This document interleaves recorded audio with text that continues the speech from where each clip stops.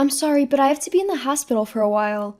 After the test they did at the hospital, they decided it's best to investigate further, so I'm going in for diagnostic admission. Therefore, I won't be able to take care of things at home for a bit. I'm sorry. Are you serious? Is everything okay? Yeah, it's just to be on the safe side, so you don't need to worry too much. Thanks, though. No, I'm not worried about your health, Amy. I'm worried about life during your absence. Huh? I mean, I'll have to do the house chores, right? I can't really handle that stuff. It's a pain, and I might need to bring you stuff while you're in the hospital. Geez, you should have taken better care of yourself. I was hurt by my husband's heartless words, deeply regretting my marriage. But his cruel behavior didn't end there. He continued, Actually, you don't have to come back even after you get discharged. What do you mean? I've been thinking about this for a while. Women are such an expensive creature. Even now, you're saying you have to be admitted for tests, and that costs money, right? It's just a constant drain on our finances. I've been regretting my decision a lot lately, wondering why I married you in the first place. So you don't have to come back. I don't want to see the face of someone who can't earn money and only consumes it. The moment I heard these words, I decided to divorce. I don't want to spend the rest of my life with someone who can't cherish his wife. Alright, I'll grant you your wish and divorce you. Wow, really? You're probably just saying that in the heat of the moment, right? No, I'm serious. I'll start the procedures tomorrow, and you won't have to see me anymore so you can be relieved. Huh, is that what you mean? My husband looked surprised. He probably didn't understand the situation, and he certainly doesn't know everything about me. There's one thing I've kept secret from him, and I'm sure he'll be surprised when he finds out. About 3 years ago, my husband and I met through an arranged date and decided to get married. My original life plan was to be married by 28 at the latest, but things didn't go as planned. By the time I turned 30, it seemed like I was the only one not married amongst my peers. My mother kept asking me to get married while she was still alive, and I started to feel the pressure. It's not that I didn't want to get married. It's just that no relationship lasted long enough for marriage to be a possibility. Except for one man. I thought we would eventually get married, but during our second year together, I lost contact with him. One day, I went to his house without telling him and saw him entering the house with an unknown woman. Not just the two of them, but 2 other people who looked like her parents also went in. That's when I knew. He had dumped me. After that, I chose a more certain path and arranged a date, which is how I met my current husband. The first time I met him, I thought he was a calm and kind person, though it may sound cliché. I was in a rush to get married and I thought, why not him, and started to seriously consider marriage. Our parents seemed finally relieved, and our relationship proceeded smoothly until we got married. It was good that I was finally able to put an end to my single life, but my husband began to change gradually after we got married. When we got married, he started to set up some kind of rules for our life together. At first, I thought it was a good idea, but over time, I started to find it annoying. There was a time when I broke one of those rules, and my husband, a bit angry, scolded me. We agreed on these rules, didn't we? We should stick to them. We're a team, aren't we? We should work together. He said passionately, but to be honest, I now realize he was being a pain. At that time, I forced myself to agree with him. But after that incident, he started to bluntly point out my faults. At first, I apologized and adhered to the rules. For instance, preparing the bath 15 minutes before he returned home. Having dinner ready as soon as he got out of the bath, and so on. It takes about 30 minutes to get home from work. When he's on his way home, he calls me, and I prepare the bath 15 minutes after the call so that it's ready when he arrives. To be honest, it's quite a hassle. I thought it would be much easier to prepare everything based on his estimated arrival time. When I began to feel this way, my husband's nagging became too much, and I finally complained. Look, I have my own things to do, and there will be times when I can't meet your expectations. Our lives aren't the same every day, so can I just do things in my own time? I promise I'll have the bath ready by the time you get home. My husband was taken aback for a moment, then he looked at me with wide eyes, said nothing, and walked off to the bedroom. Did I say too much? I started to feel a bit guilty. But then he came back from the bedroom. I was about to say something when he slammed something down on the table. When I saw what he had put down, I was stunned. What does this mean? What is this? Can't you see? I'll explain. This is a divorce paper. It's used to dissolve a marriage. I'm not asking about that. I'm asking if you're serious about this. Plus, it's already filled out. Did you plan to divorce from the beginning? That's right. I prepared the divorce papers at the same time as the marriage papers. We were strangers living together, weren't we? We can't expect everything to go smoothly when two strangers live together. So I was prepared for this. Plus, I told you at the time of our marriage that we should always keep our promises, didn't I? If you can't keep them, it's only natural to divorce. I can't believe it. I realized then that the kindness he was showing during our matchmaking was a lie. He was always prepared for a divorce. Thinking about this made me feel pathetic for having been happy about our marriage. Should I just sign the divorce papers in front of me and get it over with? But I decided to think calmly. If I divorce now, it will undoubtedly disappoint my parents, friends, and relatives who were so happy for me. And considering my age, I wasn't sure if I could find another partner if I divorced now. I had no choice but to. I'm sorry, it was my fault. I'll try to meet your demands from now on. So, could you reconsider the divorce? Hey, is that how you apologize? You need to get on your knees and apologize sincerely, or I won't feel as genuine. Despite my unwillingness and frustration, I knelt on the floor and apologized to my husband. My husband left with a satisfied look on his face, throwing a parting shot that I should be careful from now on. After he left, I was so frustrated that tears welled up in my eyes, and I couldn't move from the spot for a while. I never thought I would be subjected to such irrationality, even if it was to prevent a divorce. I couldn't believe that the man I married could do such a thing with such ease. From that day forward, I found myself being more cautious in my everyday life. Chasing time every day, I always put my own needs last. My life had become completely centered around my husband. He seems pleased with my newfound obedience, but I was physically and mentally drained. But during these times, there was one person who offered me some comfort, my friend Sarah, whom I've known since high school and still occasionally meet. I had confided in Sarah about my husband's recent behavior. She didn't suggest that I should get a divorce, but she did say that if things continued as they were, I would end up being treated like a servant. I began to think that perhaps getting a divorce would be the best decision.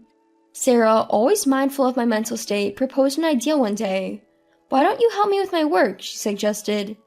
"Your work? But I have no experience, and I'm not good with computers." No worries. You'll get the hang of it once you're taught properly. You're a fast learner, aren't you, Amy? It'll be fine. Sarah currently runs an online store. I had heard before that she makes a substantial income. I had thought she was still managing everything by herself, so why did she ask me? She told me she could use an extra pair of hands. Looking back, I think Sarah was just trying to help me, knowing that I was feeling stifled in my day-to-day life.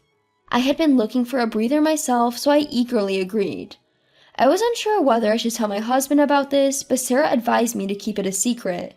After all, if he says no and you lose this, you'll have nowhere to escape. It's not like you're having an affair. It's okay for a married couple to have a few small secrets. If he asks, just tell him you're going to hang out at my place. And so, a few days later, I started working at Sarah's house. The work mainly involved using a computer, and initially, I struggled a lot and had to rely on Sarah for guidance, but I gradually got used to it.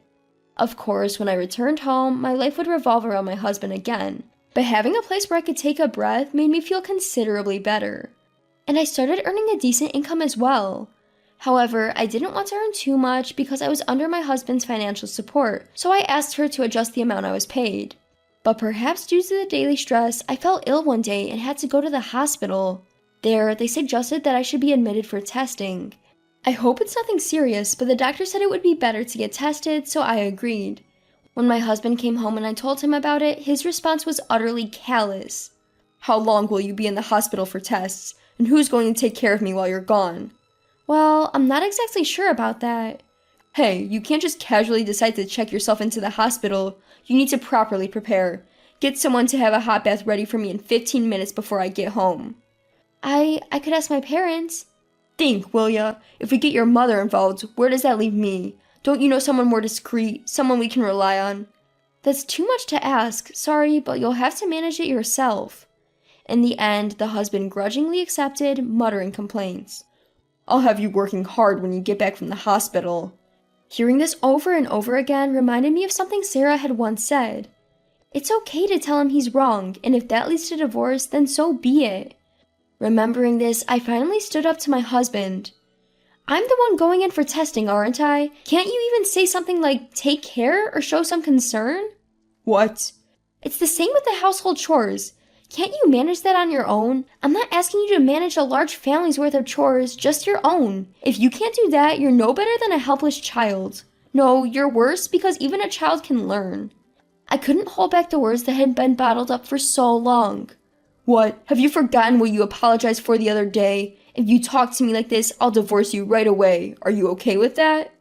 I don't care. Your king-like delusion is extreme.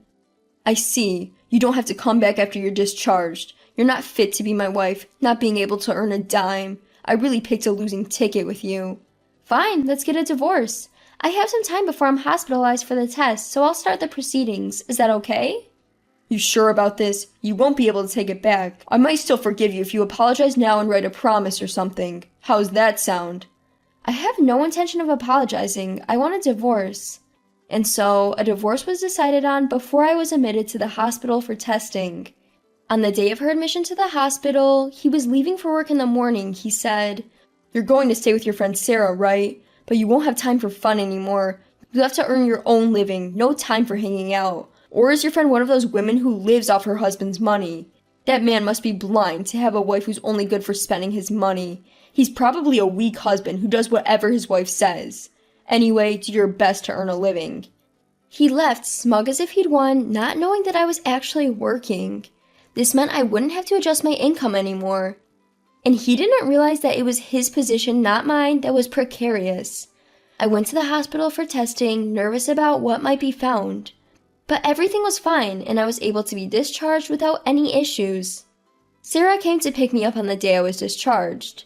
I was helped out of the hospital, and I started working at Sarah's house the next day. I had already signed a lease for an apartment, and all that was left was to move out my belongings from my husband's house. A few days later, I had arranged for movers to come and help my move.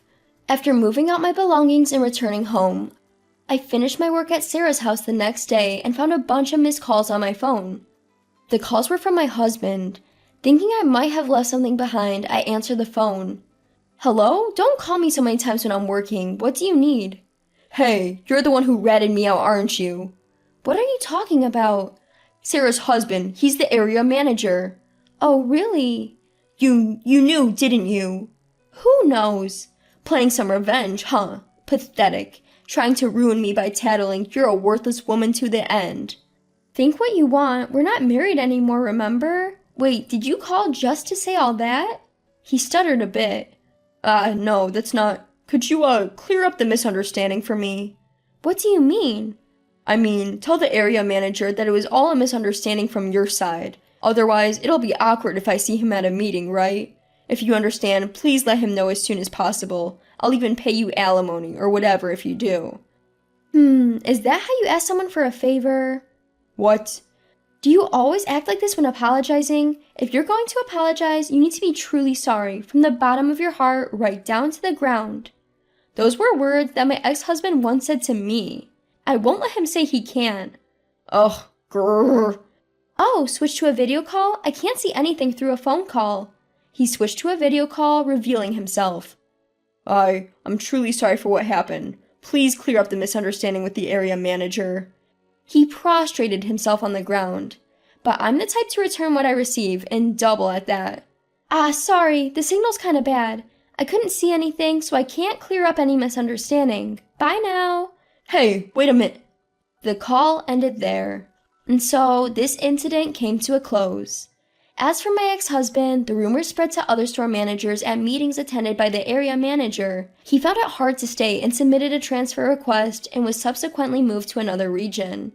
He couldn't resign due to his high position and good salary, but the rumors followed him to his new location, leaving him no place to escape. He seems to be working quietly now. Since then, I have been working with Sarah and our business is booming.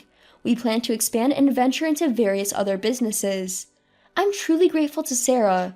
If Sarah hadn't been there, I might still be a maid today. So, if she ever needs help, it's my turn to be there for her. That's the only way I can repay her kindness.